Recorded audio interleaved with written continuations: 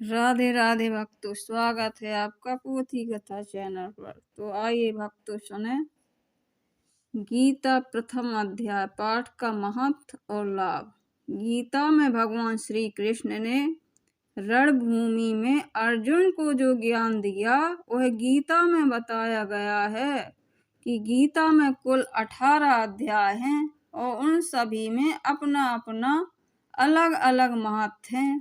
आइए जानते हैं गीता के पहले अध्याय का महत्व क्या है। श्री गीता उपनिषदों का सार है।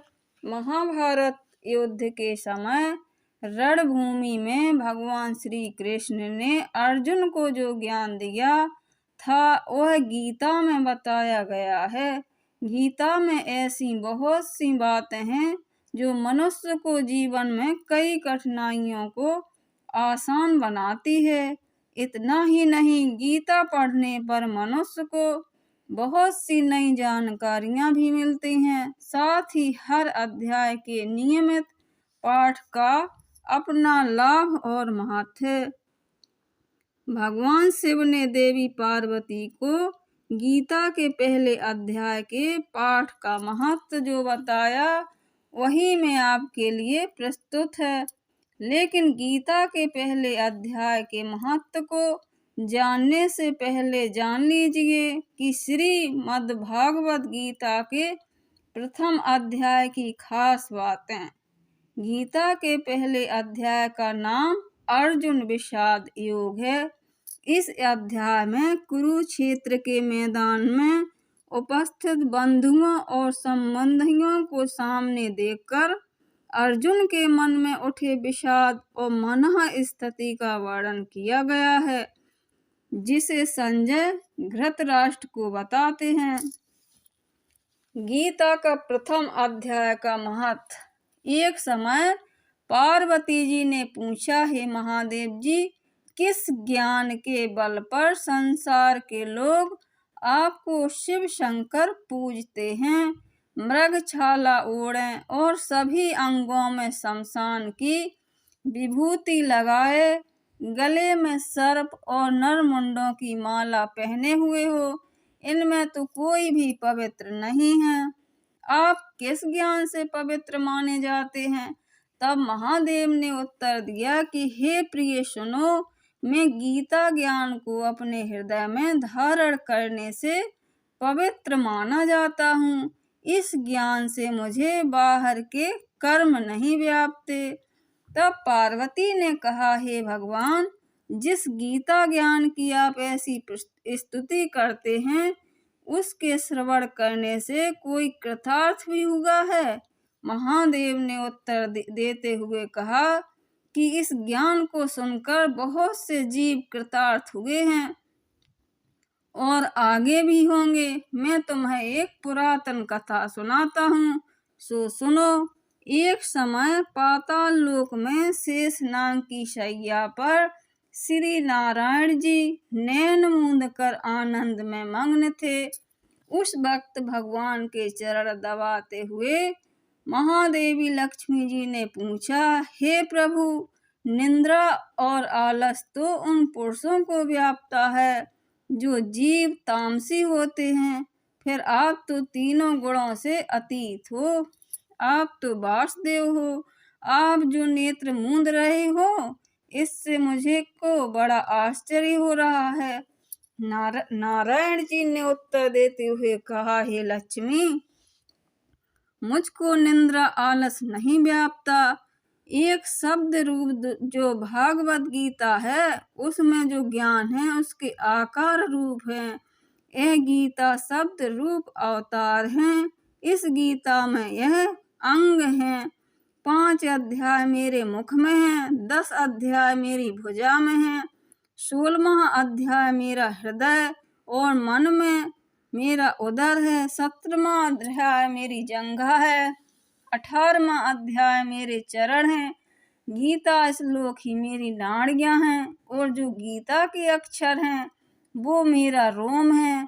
ऐसा मेरा शब्द रूपी जो ज्ञान है उसी के अर्थ में मैं हृदय में विचार करता हूँ और बहुत आनंद प्राप्त होते हैं।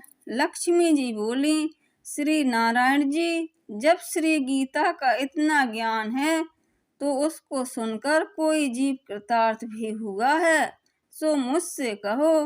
तब नारायण ने कहा, हे लक्ष्मी, गीता ज्ञान सुनकर बहुत से जीव कृतार्थ हुए हैं, तो तुम श्रवण करो।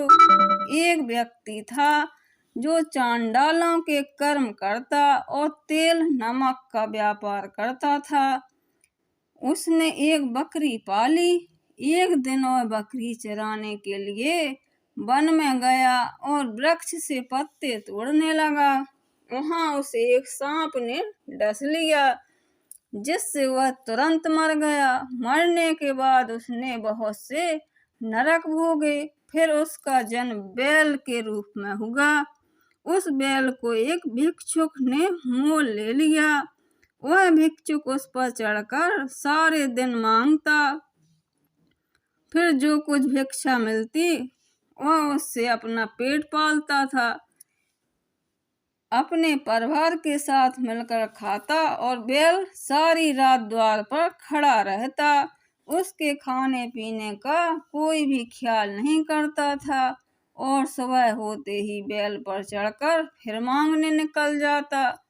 बहुत दिन हो गए और बैल भूख से गिर गया, लेकिन उसके प्राण नहीं निकले। नगर के लोगों ने देखा कि उस बैल को कोई तीर्थ का फल दे तो कोई व्रत का फल दे, तब भी उस बैल के प्राण नहीं छूटे। एक दिन एक गड़का आई। उसने लोगों से पूछा, यह कैसी भीड़ है?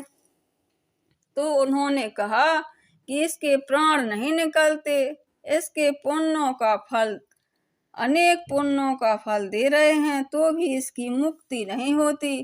तब गड़का ने कहा कि मैंने जो कर्म किया है उसका फल मैंने इस बैल को दे दिया। इतना कहते ही बैल की मुक्ति हो गई।